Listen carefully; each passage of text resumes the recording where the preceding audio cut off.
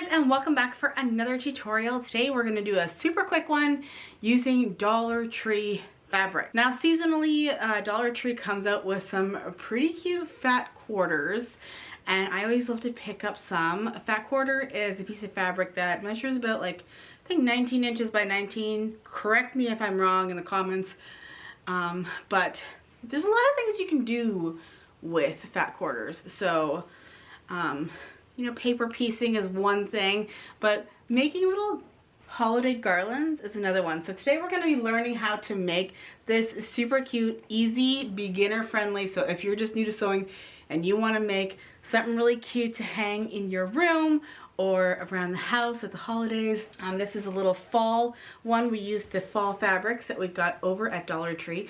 These are only $1.25 if you're American, or $1.50. And they're just so much fun. So we're gonna go ahead and make these. There will be more information regarding this pattern in the description box. So if you wanna go over and get the template so that you can cut them out, or you can design your own, which we'll talk about throughout the tutorial. So anyways, without further ado, let's get straight into the tutorial. Okay, so if you don't want to go and get the template and you want to design your own, that's very simple. You're just going to take a white piece of paper and we're going to fold it in half, and then we're going to draw half of the leaf. And this is just going to help to make it look symmetrical. Once you have kind of fiddled with it, then you can go ahead and cut it out. And then once you open it up, you'll have your full leaf. Okay, so now we're going to choose our fabrics, and I went ahead and bought them at the dollar store. They are super cute. Now, usually they have the seasonal fabrics. They do have fabric every day, but if you want to get the fun seasonal fabric, you need to be there when they start bringing out the new holiday stuff like Christmas and Halloween. I'm not sure if they do any other holidays. I just know that these holidays, they definitely bring in new fat quarters. So these are the ones that I got. I'm super excited to be able to fussy cut some of my little leaves. There's opportunities to have little messages. As you can see, this one says hello fall. The other one had a cute little squirrel on it, which I thought was super cute. So I think I'm gonna go with a squirrel on one of them. I am going to be orientating, is that the word? The leaf sideways. So if you have a directional print, you just need to make sure that if you want it to be visible and read, then you want it to be the right way. So I am going to cut out 8 of these out of the Dollar Tree print, and then another 8 from a fabric that you don't care as much about. If you want this to be a double-sided garland, then you can use all of the same pretty fabric. Mine's going to be up against the wall, so you're not going to see the back, so I'm just going to use a fabric that I don't really care much about. But for the front, I definitely want to be super cute fabrics and to have you know, a little message here or there. How adorable are those? So I went ahead and cut out all of my pieces. I'm just going to double them up. So one is going to have the brown, and then we'll have the pretty fabric. I'm just going to give it a good press, because if you buy fat quarters, they tend to come creased. So if you didn't iron it before, you definitely want to iron it after. So now we're going to talk about what I'm going to put in between the layers. If you don't want to, you're just going to end up with a little bit of a flimsy leaf. So I'm going to be using some batting. If you don't have batting, that's okay. You could use something like an old blanket, or you could even get those baby blankets that they have at the Dollar Tree that are kind of like fleece and just absolutely horrible. Those would work wonderful to put in between the layers, and that's just going to create some stability for your little leaf so that it's a little bit thicker and kind of looks quilted. So now we're going to make some quilt sandwiches. Now that we have all our pieces cut out and our batting cut out, we're going to put the one piece of fabric down the backing. Then we're going to put a piece of the batting, and then we're going to put the pretty fabric on top. That is what they call a quilt sandwich. And I'm just going to stick a pin in that. Now, if you don't have pins or clips, that's okay. You can use a glue stick and then set it with a hot, dry iron. I have a special glue stick that I like to use that's designed for fabric, but any type of glue stick, even the kids' glue stick, can work. You just need to put the hot, dry iron on it, and it will help to make it set faster. So that we just want this to not shift around when we are actually sewing it. So that's why it's important to have something, you know, it'll still work either way, but if you're new to sewing, you definitely want to have something like that in place.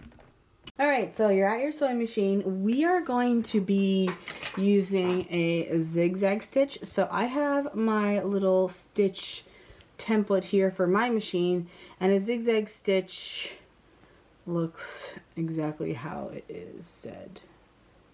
Zigzag right there. We can do, they're all the same basically, so just pick one. So we're gonna do 006, and it'll show up on my sewing machine. And right now mine says 3 stitch length and 1.5 stitch width. But I want you to test it out on a scrap piece of fabric first before, and we want a really tight zigzag, so not too wide. Okay, so I want my zigzags to be closer together, which means I want this to squish. Okay, so we're gonna turn it down. Let's see what that looks like.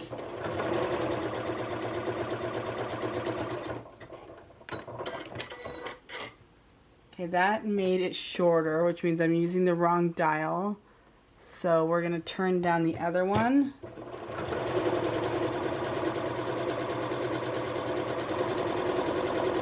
Okay, this is more what I'm looking for. So as you can see, it's sort of appearing like it's an embroidered design. So we're gonna use that to go around our leaves. And I went ahead and made sure that everything is pretty even. I'm just going to clean up this little part here. And this one is fully glued so that it's not going to shift around. And I'm just going to put the zigzag along the edge. And as the zigzag falls off the piece and then goes on, that's how we want to sew. So the needle is going to go off and then on. Make it so the needle is right at the edge of the fabric. So let's just anchor it into the fabric first. And then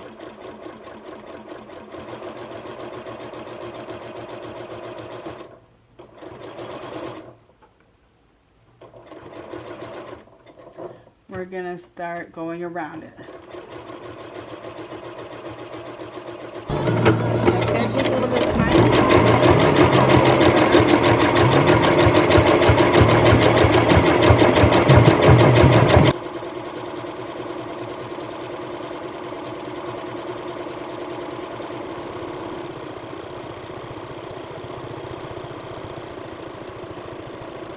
Now when I get to the tip, I'm going to take it out and I'm going to flip it over because I want to end at the tip because it's going to be easier that way.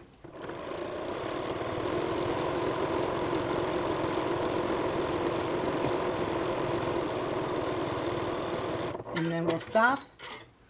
And this is how it is looking.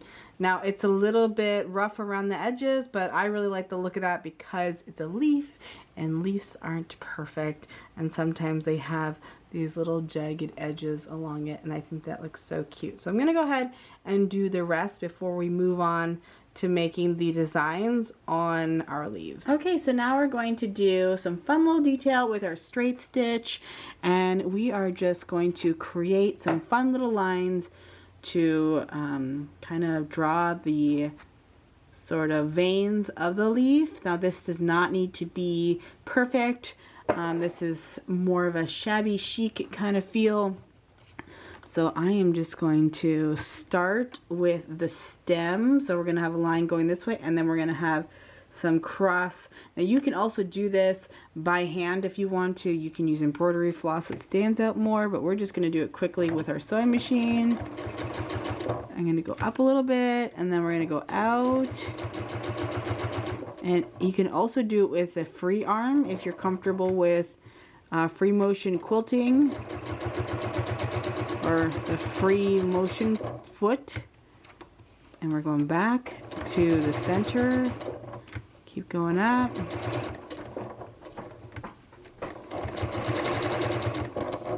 And go back. I don't like it being perfect. You can also use disappearing ink pen if you want and draw your design. I like to use the friction pens. That's these right here, and it will disappear when you iron it. So you can follow along with your machine and then press it when it's done, which is what you'll want to do anyways, and then that ink will just disappear.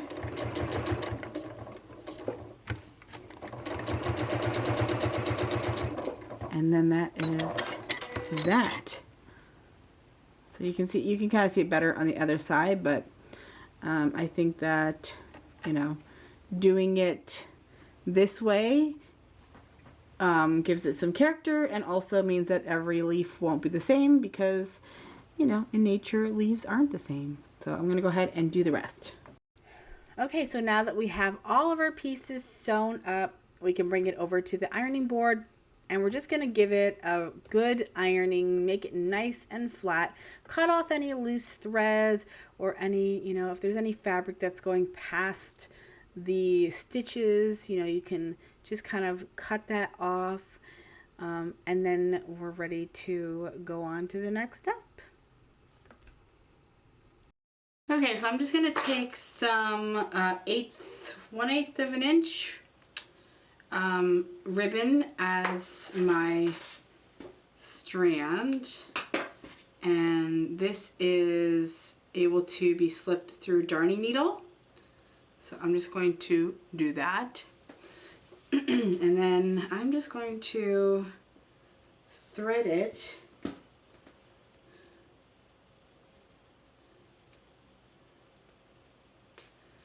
just going to go through the front and then, through the front and then through the back. So it's going to go like that.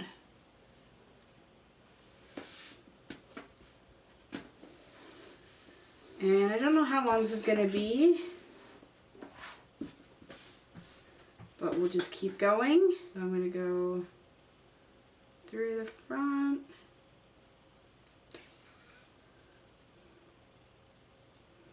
You can hang these in any way that you want to. So by threading them this way, when you go to hang up your garland, you'll have to like position the leaves. You can of course like just put a small piece and then tie in a knot every time you go to reattach it somewhere, and then it'll be the exact distance every time. So it's your choice how you want to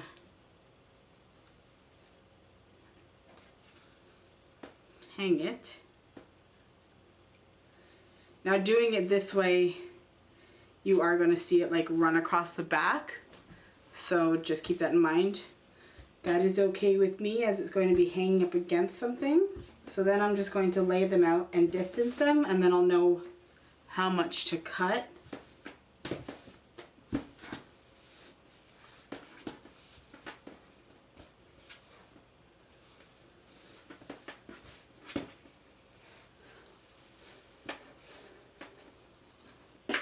Alright, and then I'll just put a little knot, a little bow knot at the end.